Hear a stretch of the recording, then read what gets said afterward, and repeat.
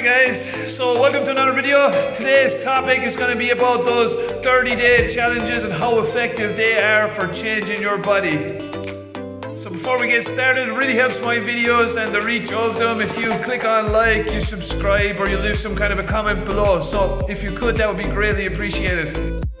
So to start the video, we're going to look at two things. One is the truth and one is the lie.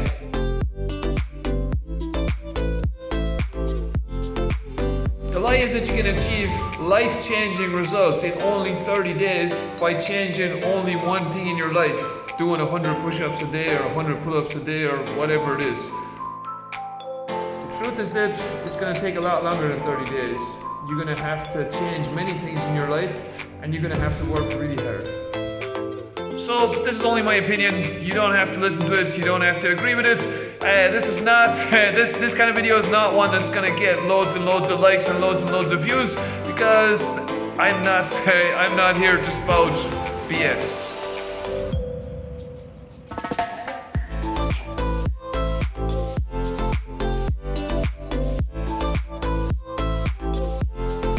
First, and I think most obvious reason why you should not do 100 push-ups every single day for 30 days is the greatly increased chance of injury when you do not take rest days.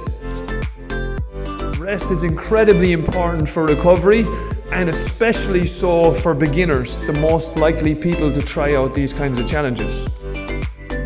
I myself rest at least every 2 days, so I never do 3 days on the trot.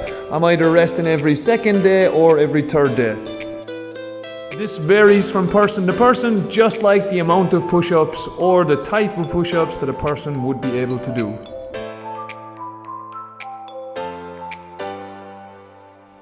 Progressive overload is the idea that we gradually increase the stress we place on our body to progressively see improvements in our strength. So the problem with most of these challenges is that there's no signs of progression being used. Most people will not be able to do 100 push-ups on day 1. And if they can do 100 push-ups on day 1, then by day 30, this is no longer going to challenge you and it's not going to encourage growth in the body. If a client comes to me and says they want to improve on the number of push-ups they can do, this is how I approach it. First off, we test how many push-ups they can do at a max. Let's take 10 as an example. If they can do 10 push-ups at a max, I would be directing them to do 7 push-ups per set and 4 sets in a given training session. If and when they can complete all 7 reps on all 4 sets, we look to increase the repetitions to 8, maybe on the first set or maybe across all sets.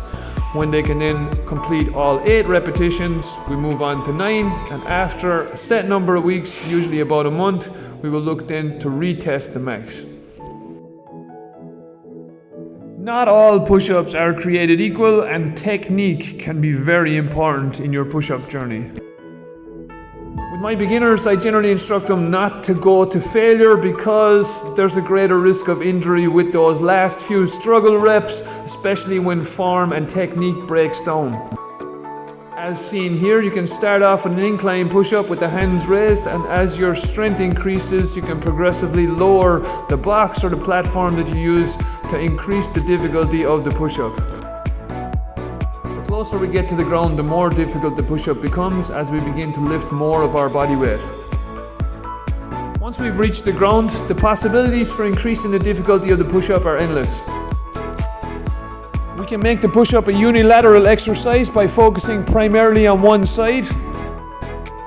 We can progressively lean the shoulders forward of the wrists to increase the lever and place greater stress on the shoulders.